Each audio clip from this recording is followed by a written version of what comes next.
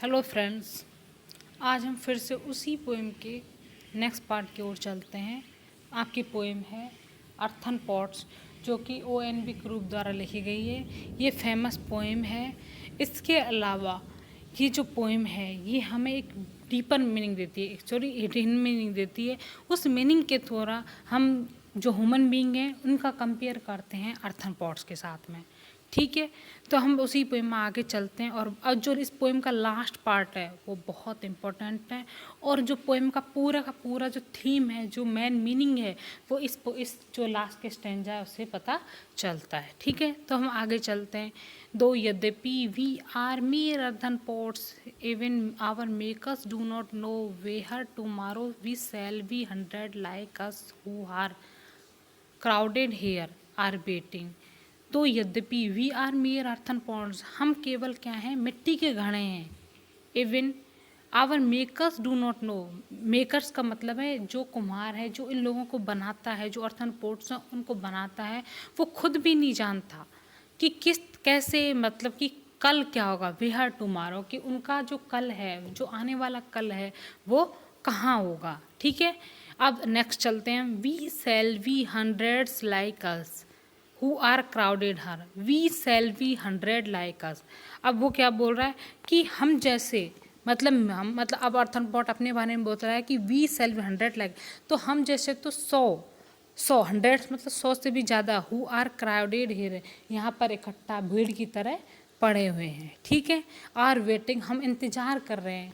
जो हम ग्रुप में बहुत सारे 100 लोग ग्रुप में पड़े हुए हैं, हम इंतज़ार कर रहे हैं। Waiting for some unknown buyer, और हम इंतज़ार कर रहे हैं कि कोई अनजान बॉयर खरीदने वाला आए। टू लिफ्ट अस अप, हम ऊंचा उठाए। वन बाई वन, एक के साथ एक के बाद एक। And hold us to the ear, और कान के पास हमको होल्ड करे। तो जो खुद अर्थन पॉट है वो अपने बारे में बता रहे हैं कि हम जो जो जो पॉटर की जो कोर्टयार्ड होता है, जो आंगन होता है, उसमें सैकड़ों की संख्या में हम पड़े रहते हैं। ठीक है, और उसके अलावा भी ये हम इंतज़ार करते रहते हैं अपनी बारी का कि कौन अनजान पर्सन आएगा और वो हमें लेके जाएगा।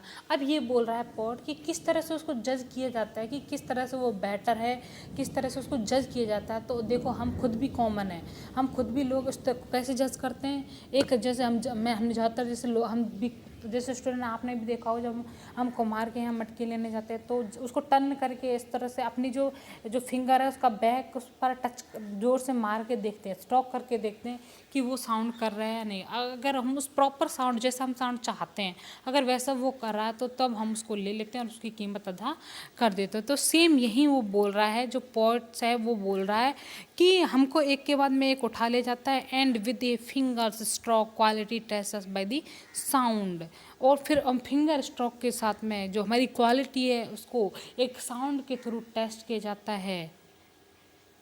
If satisfied he voice one and walks away, यदि वह संतुष्ट हो जाता है तो वो एक खरीद लेता है और वॉक्स अवे, और चला जाता है। देखो, यहाँ तक तो थी आपको उसकी जो बर्तन है उनको खरीदने की प्रोसेस, कि किस तरह से जो लोग हैं उन अर्थन पॉट्स को खरीदते हैं। अब आता है आपका जो इम्पोर्टेंट स्टेंजा है, उसकी बात यहाँ पर हो रही है। ठीक है, कि वो क्या कहना चाहता है, जो इम्पोर्टेंट स्टेंजा है वो क्या कहना चाहता है, किस तरह से जो अर्थन पॉट है उनका ह्यूमन बीइंग से कंपेयर किया गया है। तो हम बात करते हैं यहीं उसी की, कि followed by our say that wind us in one thought of वो। Followed by our say, followed by our say मतलब कि हम सा मतलब होते अहाँ का निकलता, जो सा वर्ड है उसका मतलब अहाँ। अब वो फॉलोड बाई, वो कैसे निकलता है, हम सभी उसको जब उठाता है, जब बर्तन ले जाता है तो हम सब अहाँ भरते हैं। ठीक है, अहाँ भरते हैं, और हम सभी जो शेष बर्तन हैं, blind us in one thought of वो, दुख की हमें धुंधला कर दिया जाता है, अंधा कर दिया जाता है दुख की सोचने, एक वेदना के सोचने। वो का मतलब होता है यहाँ पर दुख। ठीक है, इसका मतलब होता है दुख होना, किसी चीज़ का दुख होना, एकदम सौरो होना। ठीक है, तो वो वर्ड यहाँ उसका मतलब है सौरो, SORROW। ठीक है, तो बोल रहा कि हम सभी लोग हैं, जब हम में से किसी एक बर्तन को पसंद करके उठा लिया जाता है तो हम सभी दुख मनाने लग जाते हैं, दुख और हानि के भाव से हम भर जाते हैं।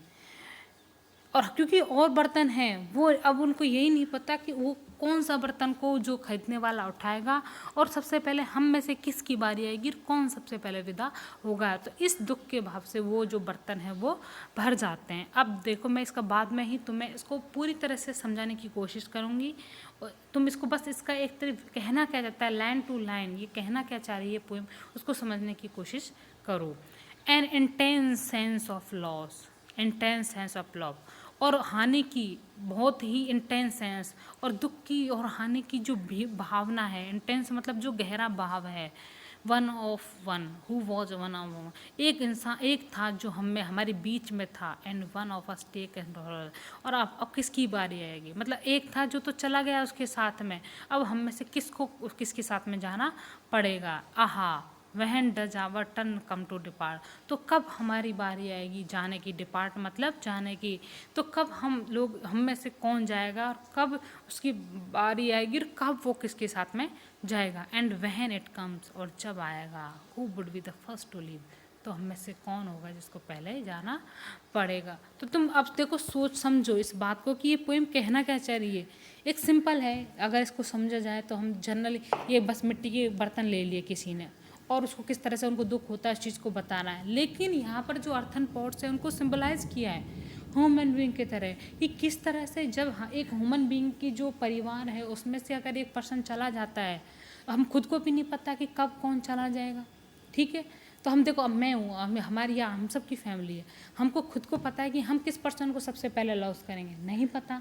तो इन द सेम वे जो अर्थन पॉट है वो भी बोल रहे हैं कि हम खुद को नहीं पता कि हम सैकड़ों के ढेर में पड़े हुए, जिस तरह से ह्यूमन बीइंग सैकड़ों करोड़ों के ढेर में इस पृथ्वी पे हैं, उनमें से किसी को भी नहीं पता कि सबसे पहले किसका टर्न आएगा। और जिस परिवार का जो मेंबर जाता है तो उस परिवार तक को भी ये नहीं पता होता कि हम में से कौन सा मेंबर सबसे पहले जाएगा। ठीक है, और जब वो मेंबर जाता है तो वो दुख और उस व्यथा से भर जाते हैं कि आखिर वो मेंबर क्यों गया, उसकी जाने से उनकी जो लाइफ है उसमें एक लॉस क्रिएट होता है। उस लॉस को सोचकर और उस लाइफ जो पर्सन गया उसके बारे में दुख मना करके वो बहुत रिग्रेट फील करते हैं, और ये बात भी सोचते हैं कि हमारा भी नंबर इसी तरह कभी ना कभी तो आएगा, कि अगर हमने इस अर्थ पर जन्म लिया है तो हमारी डेथ होना ज़रूरी है, कि हम डेथ जरूर होगी।